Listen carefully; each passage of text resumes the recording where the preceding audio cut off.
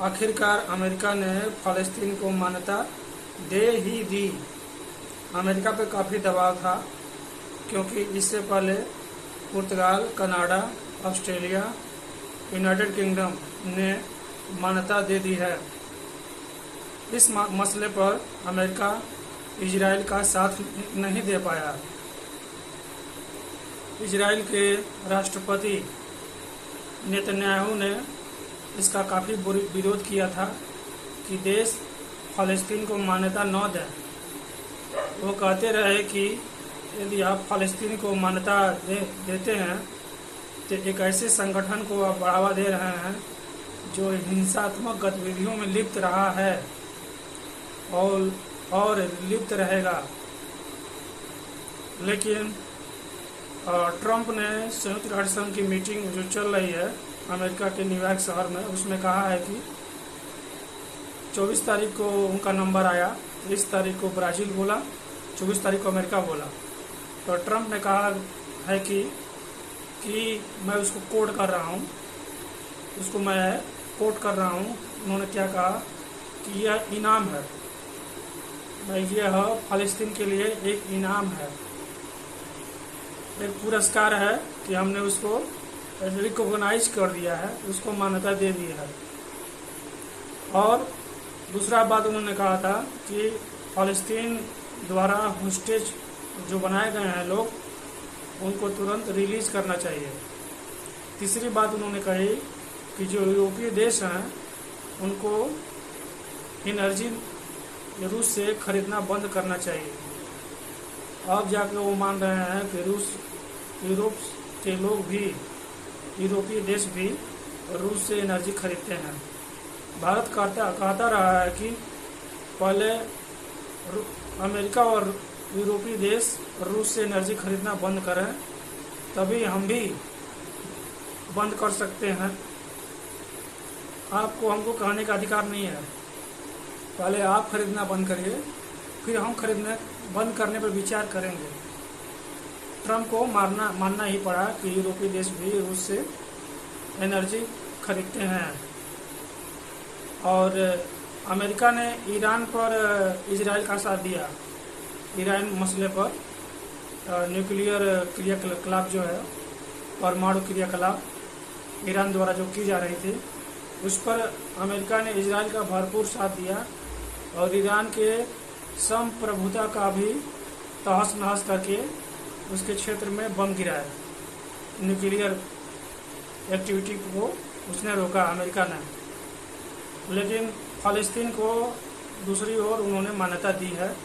इस मसले पर वह नेतन्याहू जो राष्ट्रपति हैं, बेंजामिन नेतन्याहू इजराइल के राष्ट्रपति हैं, उनका साथ ट्रंप ने नहीं दिया।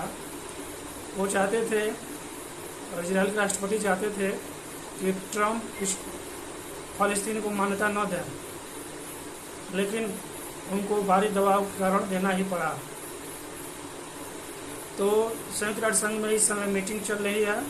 80वां वर्षगांठ संयुक्त राष्ट्र संघ मना रहा है, यूनाइटेड नेशंस।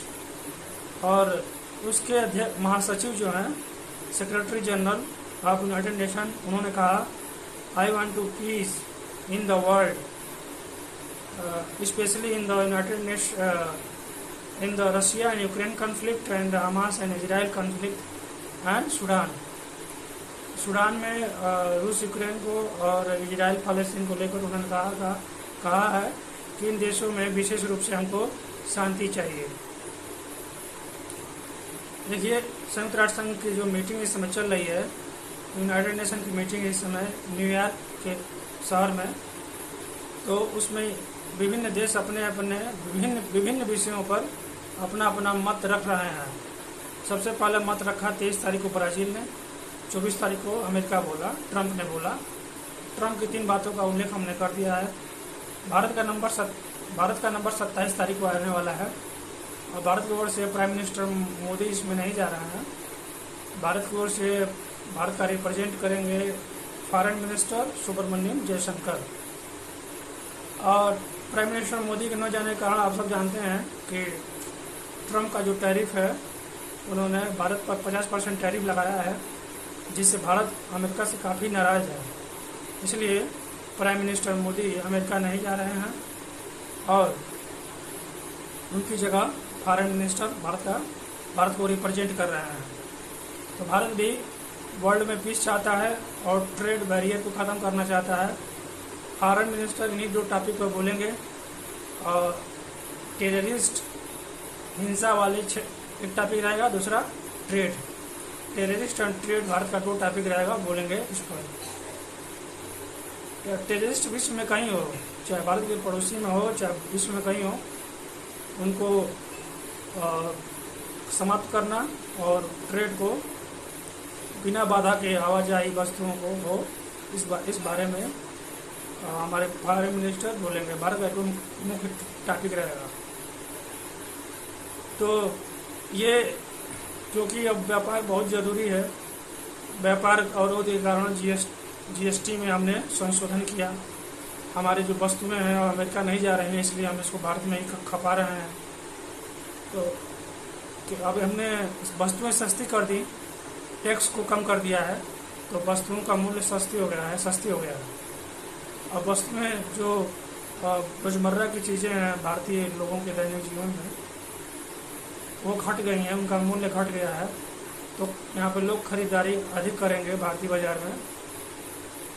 त्योहारों का मौसम है, धनतेरस और दिवाली पर भारतीय लोग ज़्यादा खरीदारी करते हैं और तो इसलिए इस तरह भारतीय बाजार में निवेश ज़्यादा होता है पैसे का और वस्तुएं ज़्यादा खरीदी जाती हैं।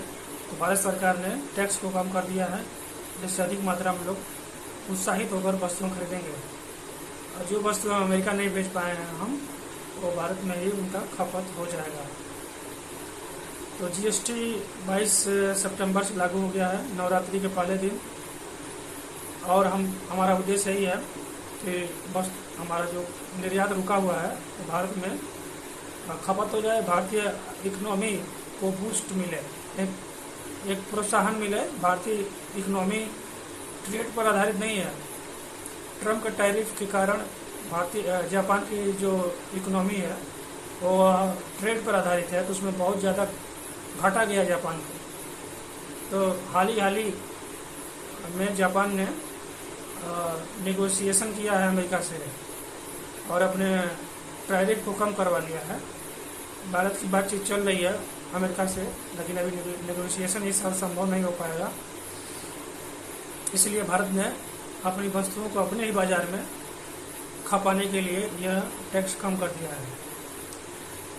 तो चीन का बाजार भी हम तलाश रहे हैं, क्योंकि चीन से हमारा व्यापार पर एग्रीमेंट हो गया है और लीप उल्लेख दर्रे द्वारा हम उत्तराखंड का जो लीप उल्लेख है, जिस पर नेपाल अपना दावा करता रहा है, किंतु चाइना ने इस पर साफ इनकार कर दिया है कि यह इंडिया और नेपाल के बीच का द्विपक्षीय मामला है, उसमें चीन हस्तक्षेप नहीं करेगा।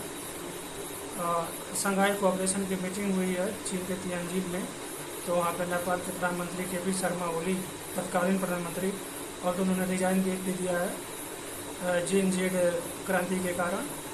तो केपी शर्मा ओली गए थे शी जिनपिंग के पास, तो शी जिनपिंग ने साफ मना कर दिया कि ये बायलैटरल डिस्प्यूट है, आप लोग मिलकर आपस में विचार विमर्श करिए।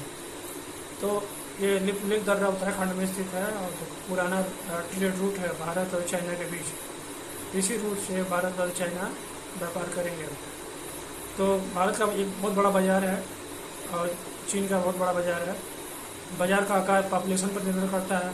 तो विश्व का प्रथम सर्वश्रेष्ठ बड़ा देश भारत और दूसरा सर्वश्रेष्ठ बड़ा देश चीन, जनसंख्या के हिसाब से। दोनों देश में भारत की वस्तुएं खपेंगी और भारत की इकोनॉमी बढ़ती रहेगी। तो इस प्रकार से ये कुल यूनाइटेड नेशन में मीटिंग चल रही है और उसमें इन सब विषयों पर चर्चा होगी, जो जिन विषयों का हमने इस वीडियो में उल्लेख किया है। वीडियो देखने के लिए बहुत बहुत धन्यवाद।